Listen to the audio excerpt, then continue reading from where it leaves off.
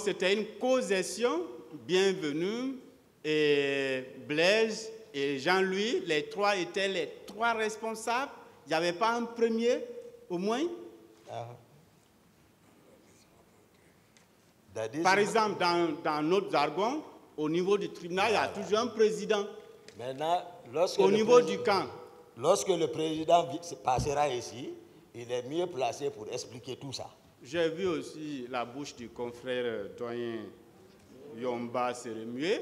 Je ne sais pas si c'est des réponses qu'on glissait, mais vraiment, leur position par rapport aux clients, c'est un peu... ça laisse à désirer, Monsieur le Président. Bon, s'il vous plaît, vous savez que le tribunal ne peut pas les chasser parce qu'il y a déjà des précédents. D'accord. Ses prédécesseurs, leur conseil était comme ça encore. Donc aujourd'hui, on ne peut pas dire à ceux-ci de quitter. D'accord. Non, on ne peut pas leur dire de quitter, mais on peut leur dire de s'abstenir, de glisser des réponses. On le leur a dit. Merci, Monsieur le Président. Je voudrais savoir, est-ce que vous savez que le commandant Bienvenu a été convoqué par le cours des juges d'instruction? Après vérification, on a vu qu'aucun contingent n'était sorti du Caléa pour venir à Conakry. C'est pourquoi le colonel Bienvenu a bénéficié d'une ordonnance de non-lieu. Est-ce que vous le savez? J'ai évoqué ça ici. J'ai dit pourquoi d'autres, en connaissance de cause des effets, se sont précipités pour attaquer l'inculpation pour se faire disculper. Je l'ai dit ici. Mais les faits sont têtus. Moi, je vous parle de ce que j'ai à ma connaissance. C'est ce que je dis au peuple de Guinée. C'est maintenant que ça, s'ils vont se recroqueviller ou quoi, mais c'est ça la réalité. D'accord. Nous allons analyser ensemble, suivant question-réponse, certaines pièces à conviction, certaines pièces du dossier.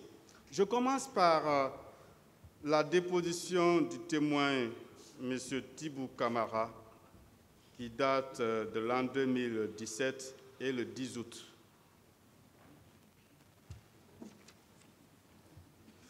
Alors, à la page 3, M. Thibou, en répondant à une question, a dit ceci. C'est Dadis qui a parlé à Sidia avec mon téléphone. Je ne me souviens pas avoir entendu Dadis dire que le pouvoir est dans la rue. Ils vont le regretter. Il faut les mentir. Sincèrement, je ne l'ai pas entendu dire ça. Qu'en pensez-vous? Mais Thibou a raison. Parce que moi, je ne vous ai pas dit ici. Thibou et Dadis ont communiqué à quelle heure avec Sidia?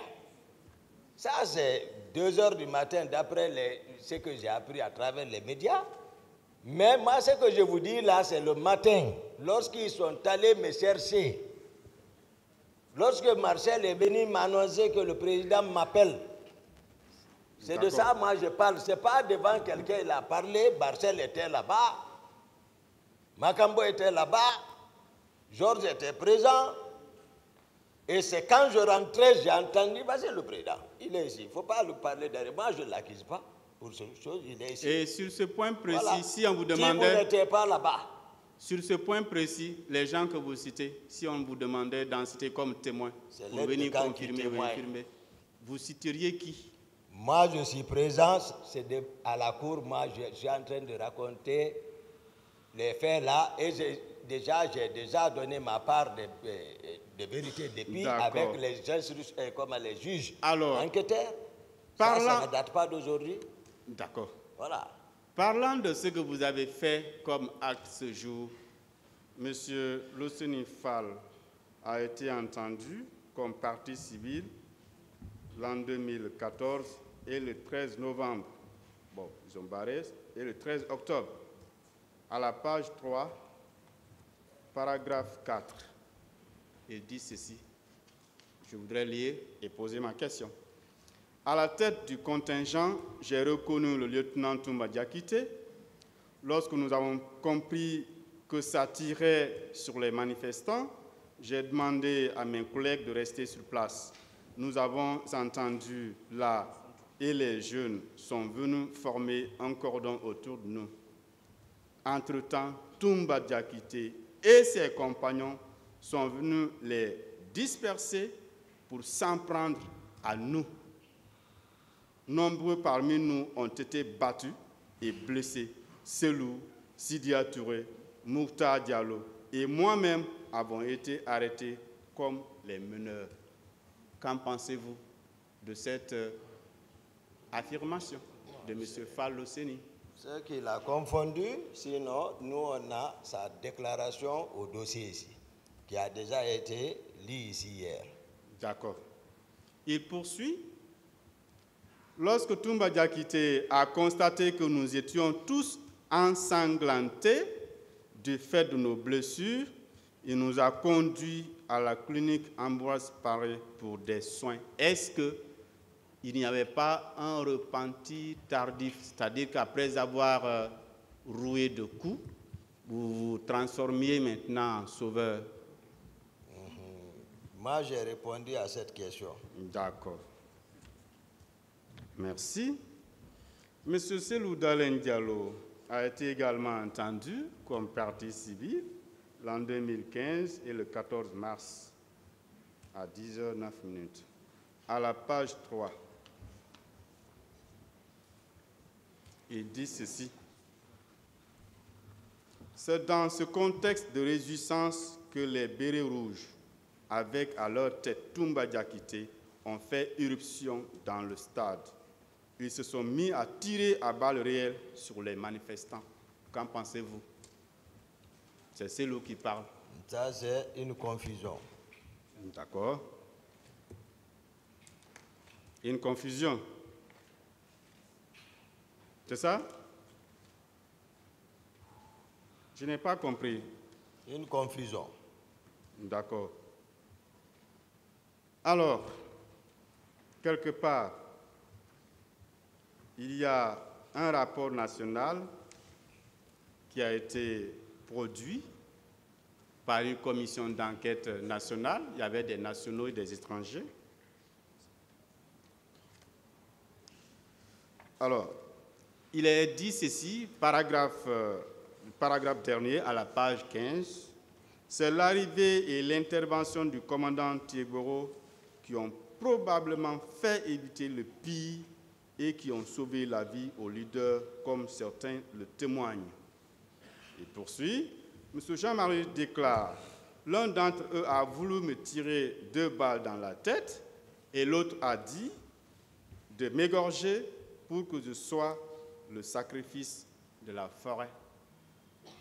C'est en ce moment que j'ai vu le ministre Thiegoro, dont j'ai crié le nom. En voulant s'approcher, l'un des bérets rouges a dit qu'il va me tirer une balle dans la tête. J'ai été sauvé parce que le ministre était accompagné d'une dizaine de gendarmes.